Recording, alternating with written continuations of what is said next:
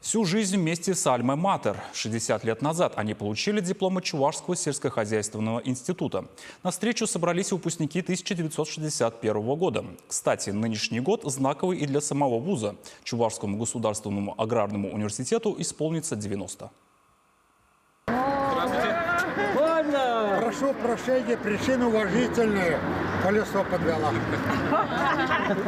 Улыбки, радость на лицах, воспоминания о юности словно и не разлучались.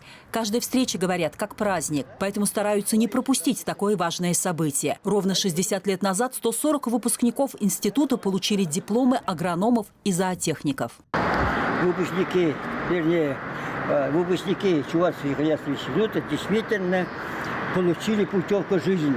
Сегодня им всем уже за 80, но благодарность родному вузу не иссякает, ведь он помог найти свое место в жизни. Выпускники-шестидесятники вспоминали годы учебы, преподавателей, которые дали глубокие знания и нравственные основы, а также свои поездки на целину, на Алтай и в Казахстан.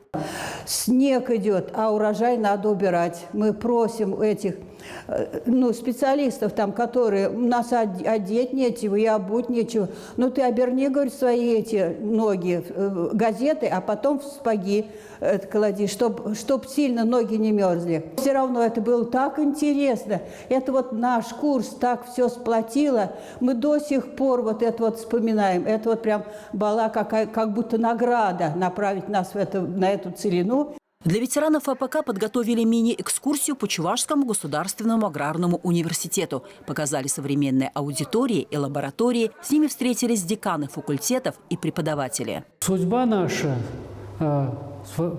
именно здесь она сформировалась. Философия жизни здесь. Те ученые, которые сейчас трудятся в вот таких условиях и готовят будущих специалистов современных, флаг в руки им, у них все есть так же.